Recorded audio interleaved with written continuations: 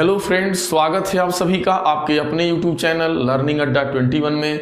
और साथियों, मैं हूं संजय सिंह यादव। और इस वीडियो में दोस्तों जो हम लोग डिस्कस करने वाले हैं उसके कुछ जो प्रमुख बिंदु हैं इस वीडियो में जो हम लोग डिस्कस करेंगे।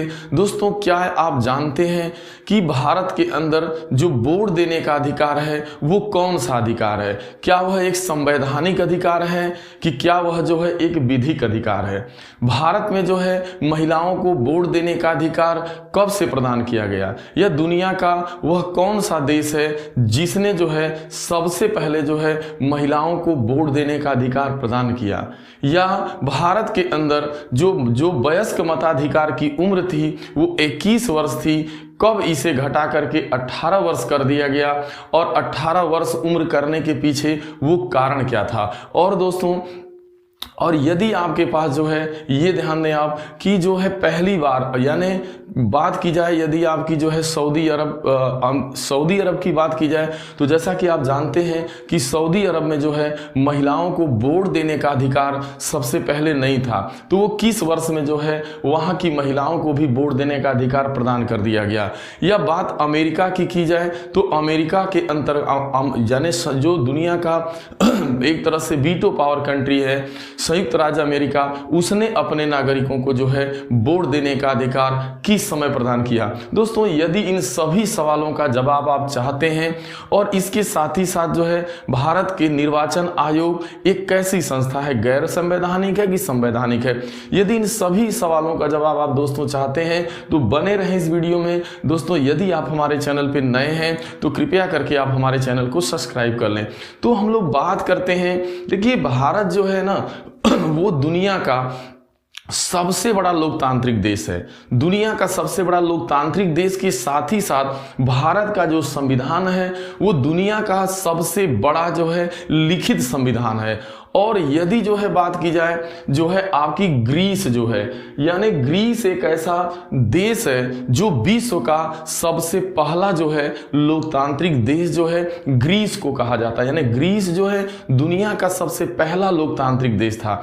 लेकिन अगर बात भारत की खूबसूरती की जाए तो जैसे ही भारत एक लोकतांत्रिक देश बनता है तो उसके तत्काल बाद जो है यहाँ पर जो है भारत के अंदर बिना किसी भेदभाव के, बिना किसी पुरुष महिलाओं के भेदभाव के सभी को जो है समान रूप से वोट देने का अधिकार जो है प्रदान किया जाता है। लेकिन बात करते हैं भारत में जो है भारत शासन अधिनियम, किस अधिनियम के तहत? अब थोड़ी हम लोग बात करते हैं महिलाओं के वोट देने के अधिकार की।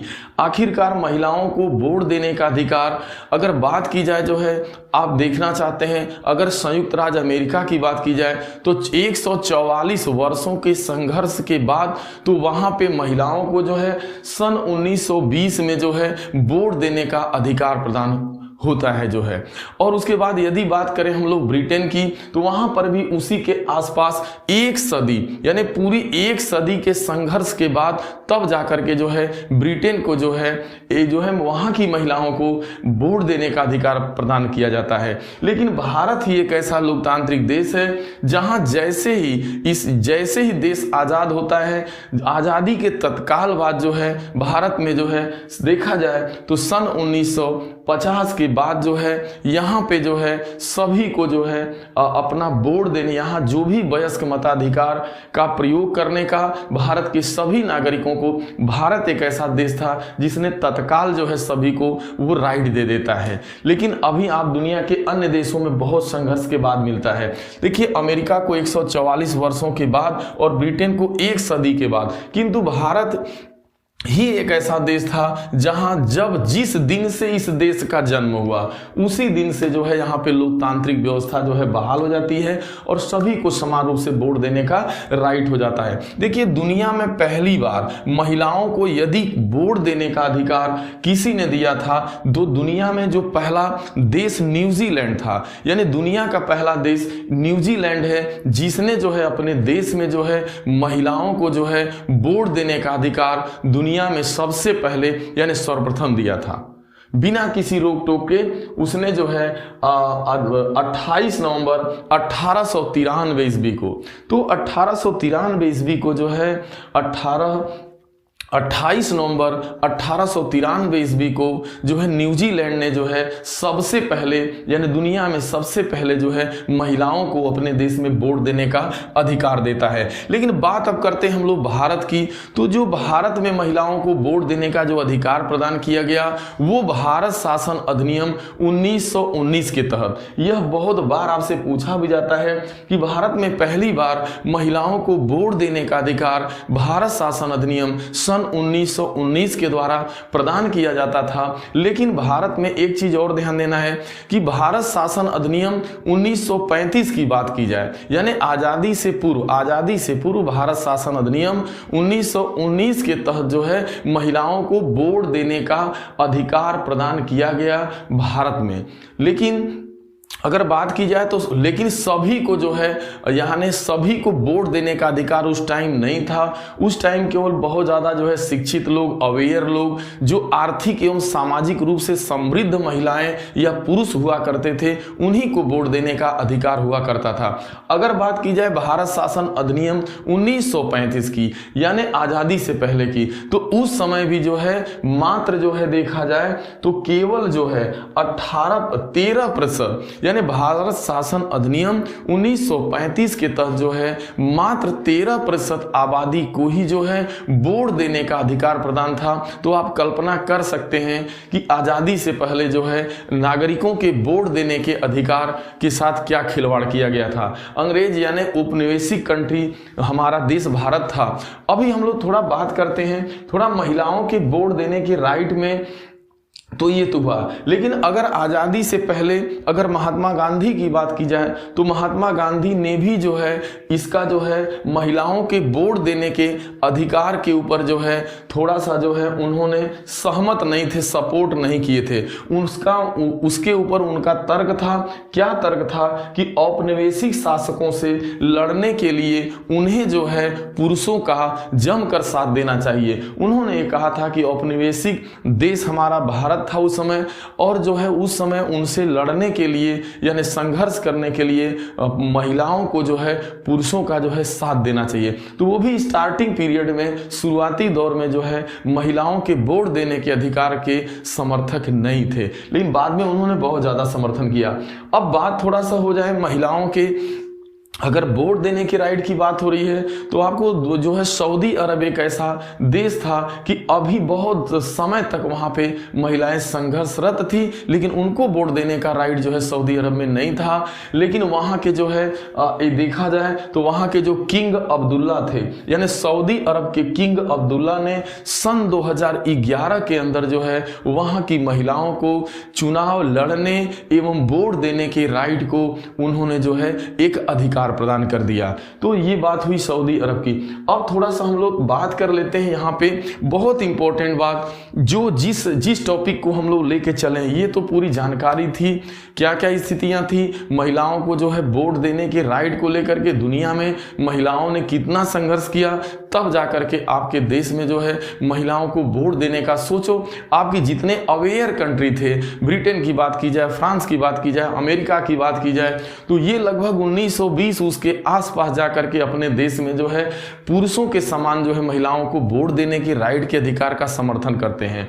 अब जहां तक बात भारत की होती है तो भारत जैसे ही आजाद होता है, यह एक लोकतांत्रिक देश था और यहाँ पे जो है तुरंत जो है सभी को जो है समान रूप से वोट देने का राइट जो है प्रदान किया जाता है। अभी हम लोग बात करते हैं, फिर करेंगे कि आखिरकार जो वोट देने का अधिकार है, जो मत देने का अधिकार है भारतीय संविधान के द्वारा, जो ये बातें हैं मिली हुई हैं भारत के हर नागरिक को, ये कहाँ से मिली, कैसे मिली, क्या है, क्या यह जो है जो वोट देने का राइट है एक जो है संवैधानिक अधिकार है कि एक विधिक अधिकार है, इसके ऊपर डिस्कस करना बाकी है।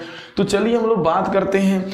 देखिए बात करते हैं हम लोग संविधान के भाग जो है 15 की और अनुच्छेद 324 से 329 की।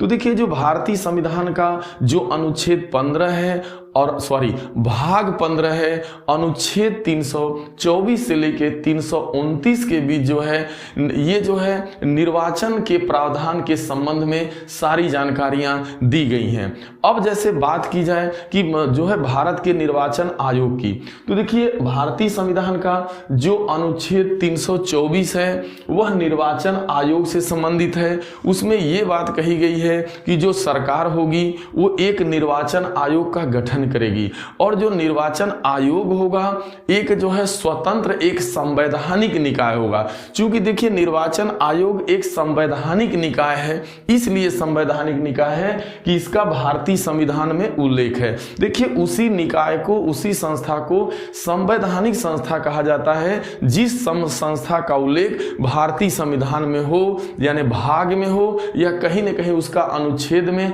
उसका वर्णन किया गया हो। जैसे संविधान के भाग 15 में अनुच्छेद 324 में जो है निर्वाचन आयोग का जो है जिक्र किया गया है।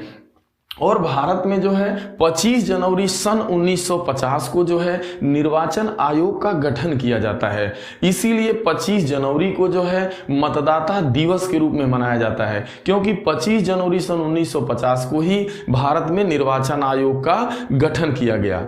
और इस गठन होने की वजह से जो है 25 जनवरी की जो तिथि है यह महत्वपूर्ण है। अब की बार जो है 12वां मतदाता दिवस जो है इसी 25 जनवरी को आपको मनाया गया। इस दिन जो है जो नए वोटरों को जो है क्या होता है कि इनको जो है मतदान करने हेतु जागरूक किया जाता है कि आप स्वतंत्र रूप से निर्भीक होकर के आप अपने जो है वयस्क मताधिकार का प्रयोग कर सकते हैं। तो ये रहा। अब तो ये पता चल गया कि यह एक संवैधानिक निकाय। और जरा ध्यान देना है, भारत में जो निर्वाचन आयोग की जो प्रणाली है वो आपकी ब्रिटेन के ही समरूप है। यानी ब्रिटेन के अंदर जिस तरीके से निर्वाचन आयोग का जो रोल है इलेक्शन कमीशन का, ठीक उसी तरीके से उसी के अनुरूप भारत में भी व्यवस्था है।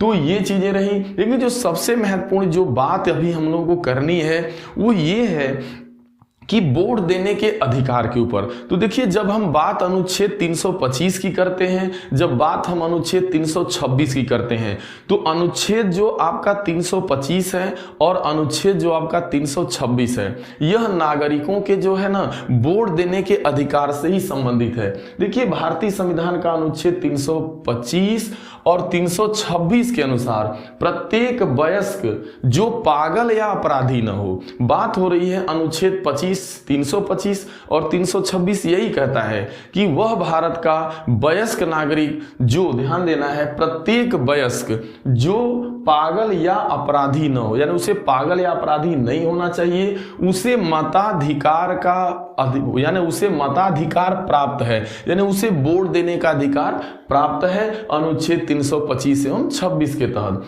अब लेकिन किसी भी नागरिक को आप, अब जैसे ऐसा है कि किसी भी जो है जो वयस्क नागरिक है उसे आप जो है जाति, यानी यूं कहा जा सकता है धर्म, जाति, वर्ग, लिंग, भेद, स्थान इत्यादि के आधार पे उसे जो है वोट देने से वंचित आप नहीं कर सकते कि यह महिला है, यह पुरुष है, यह ऊंची जाति का है, यह नीची जाति का है, यह इस फला धर्म का है। यानी धर्म, जाति, वर्ण, संप्रदाय या लिंग के आधार पे आप किसी भी जो है भारत के वयस्क नागरिक को मत देने के अधिकार से आप वंचित नहीं कर सकते हैं। यह जो है अधिकार कहां से मिला है? अनुच्छेद 325 एवं 326। लेकिन मैं आपको लेके एक्यूरेट चलता हूं कि अनुच्छेद जो है 325 किसकी बात करता है।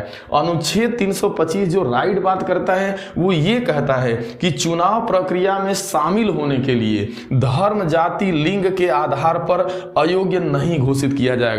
यानी जो व्यक्ति चुनाव की प्रक्रिया में जो वयस्क भाग लेगा उसे जाति, लिंग, धर्म और जो है वर्ग या इस आधार पे आप जो है उसे वोट देने से वंचित नहीं कर सकते, यानी उसे अयोग्य नहीं किया जा सकता। और जो 326 है वो ये कहता है कि लोकसभा हो अथवा विधानसभाएं हो, लोकसभा अथवा विधानसभाओं के चुनाव में जो है वयस्क मताधिकार के, यानी जो लोकसभा हो चाहे विधानसभाओं का चुनाव हो, यह वयस्क मताधिकार के आधार पर ही संपन्न कराया जाएगा। यानी जो वयस्क मताधिकार हो, जो वयस्क होंगे, जो उनको वोट देने का राइट है, वही लोग जो है इन लोगों को वोट देंगे, यानी अपना मत देंगे। तो ये जो बात अब परीक्षाओं में या कहीं पर भी पूछा जाता है कि वास्तव में जो वोट देने का अधिकार है वह कौन सा अधिकार है, तो देखिए जो वोट देने का अधिकार है यह वास्तव में एक जो है विधिक अधिकार है, संवैधानिक अधिकार नहीं है। देखिए संविधान में इसका उल्लेख है अनुच्छेद 325 एवं 326 के तहत, लेकिन जो है वोट देने की जो बात है, देखिए अब यहां पे आपको दो चीज को बड़े अच्छे से समझना है। देखिए जो संवैधानिक निकाय क्या होता है और गैर संवैधानिक निकाय क्या है, तो मैंने बता दिया कि जिस निकाय का भारतीय संविधान में उल्लेख हो, भाग में हो, अनुच्छेद में हो, कहीं भी भारतीय संविधान में उसका वर्णन किया गया है तो वह संवैधानिक संस्था मानी जाएगी, संवैधानिक निकाय माना जाएगा। जैसे निर्वाचन आयोग हो गया, आपका वित्त आयोग हो गया, यानी महान्यायवादी, ये सारे जो भी पद या जो भी चीजें भारतीय, जैसे भारतीय संविधान के भाग 15 के अनुच्छेद 324 में जो है आपके निर्वाचन आयोग की व्यवस्था की गई है, तो यह एक संवैधानिक निकाय हुआ।